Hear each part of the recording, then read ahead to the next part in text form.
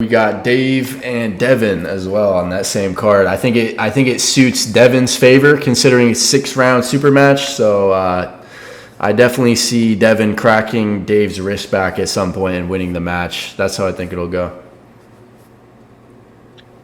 Yeah, I'm not so sure about this one, man. I don't know if Devin's going to have what it takes to hold off Dave's power right away. That's just my question. Well, he might lose a round or two, but I think eventually Dave's wrist is going to go back. I think that's inevitable in my opinion. Yeah, I do agree, especially that we're doing 6 rounds at King of Table. Maybe East versus West, they might have a better shot. But you got to imagine with Dave's endurance problems as of recently, that could be a problem with the 6 rounds. But we saw Dave's press against Vitaly, so potentially it may not be over if Dave gets in a position. Who knows? The reason, Paul, that Dave has won both matches East versus West and lost at both matches at King of the Table and lost at East versus West. Most of the reason for that is Dave doesn't have endurance problems when he's going up against a top roller.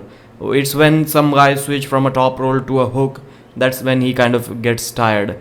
So his matches at King of the Table were both against top rollers and he beat both of them. And even at East versus West, as long as Morozov and Gennady were trying to top roll, he was kind of okay with that. And Hermes Gasparini and Rivas was also like really dominant. They were top rollers, but they also needed the press to finish him. And it didn't seem to me that Dave had any endurance problem against Hermes, because even in round third, Dave took him like an inch from the pad. So clearly there was no endurance problems there, only horsepower problem. So Dave loses his endurance only when he goes up against someone who can hook him. Top roll versus top roll, he has that endurance all day long. He beat Vitaly in like one of the longest matches in arm wrestling, 50-60 minutes. I don't see him having more endurance than Devin, though. But does he need to have that? Does he need? Yes, because as long as Devin's strength level is enough to get him slowed down or stopped in the first match, second match, by the time third match, or even the fourth match, considering it's 6 round format. So even if he's down 3-0, which I think it might only be 1 or 2, even if he's down 3-0 at the point where Dave's wrist cracks back and then 4 matches in a row to Devin, then he wins the match. So I just see Devin having too much endurance, and whether he stops him round 1, 2, 3, or 4, we'll see. I'm going to go with 4-2, Devin. Yeah, I may also go with Devin, because right now I think Dave is losing horsepower and Devin may even be able to match him inside a hook. Of course, different styles, but like Devin beats Gennady in a hook, Gennady beats Dave in a hook. So kind of getting strange there. I think Devin may in fact be strong enough to like straight away go in a hook. I'm not sure if he can force Dave Chaffee in a hook or not, but if the match goes in a hook, I think Devin has the power now, unlike previously. Now he has the power to deal with Chaffee in a hook. But Dave's top roll outside move, I'm not sure if Devin can hook that. So that will be something worth to notice there. I think he'll have to go outside in the starting rounds, and then by the time Dave gets more tired, he'll be able to slow him down in a hook and completely control the match. Yeah. So I'd say 5-1 to Devin, I think. Adam, what do you have this score to be? Well, yeah, I would kind of go. I was leaning towards a 5-1 score, but considering the past East versus West, where Devin was losing to, a press, a flop wrist press. I mean, we've kind of seen Dave do that a little bit, right? Yeah. So maybe, if Dave can pull smart, I see a way that he can win this match.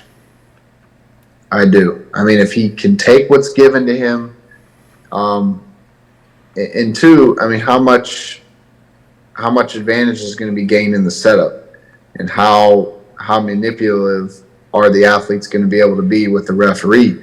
We all know how nice and calm of a guy Dave is, and he just wants the match to be fair. And we know that Devin's seeking out advantages. So how bad is it going to be come ready, go? And how's that going to affect the positioning in the match? I think if Dave's smart and he holds his ground, I think it could be really close. But I mean, my gut has to go with Devin just because having 6 rounds. Devin will find a way to exhaust him, and we've seen Dave get exhausted, but then we've also seen Devin lose to a press, which we know Dave is capable of doing, and so it could be really interesting. Yeah, and a couple of things that we need to take a look at for sure. The last time they faced 2019, 7x9 elbow pads. Huge difference. It benefits the Kings movers. Devon was like 2 inches back of the pad, and he was staying there. Second thing, the rule was already there in existence, but it wasn't followed. The shoulder dipping below the table in neutral or losing position. Devon was in that losing position, and shoulder was below for almost the entire match. Hopefully this is not going to happen this time. So if we combine these two, shorter elbow pads and cannot dip below the table, I think Devon may have to stand up and arm wrestle Dave instead of going below the table, because if he goes below the table, he can only be parallel, and Dave has a flop press. I think Dave can easily press him down to the pad. So maybe I think we are going to see Devon arm wrestle. Yeah, we've seen Devin arm wrestle a lot more fundamentally recently. For example, like against Gennady, like we didn't barely see him in this position. He was trying to counter with the shoulder and block Gennady's shoulder. Devon doesn't have, like, I've been saying this for like 4 years now, and people didn't used to believe me. I said if a good flop presser, the day I saw Devon struggle against Matt Mask's flop press in 2018, it was, I think, that day I said Devon does not have. I don't know how, I don't care how much you're going to improve. If Matt Mask can one day press you down to the pad despite a huge elbow foul with a flop press, you're never going to overcome that weakness. Yeah, that's why I was saying if Devon goes in a King's move, that was my prediction. Gennady is going to just look at him in a flop press and ease him down to the pad.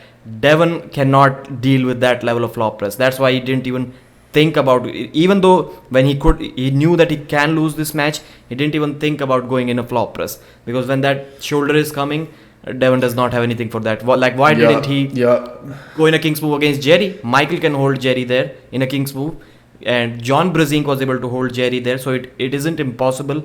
But Devon didn't even for once think about going in that position, because he knows it's his weakness. Well, the thing is, if you over-pronate, you lose the ability to get on the other person's arm. So if you can pronate a little bit less to where you're more inside, like when Brezink went against Jerry, for example, as opposed to just way outside, a little bit more inside, if that makes sense, to where you're kind of blocking their inside power. Maybe. What would you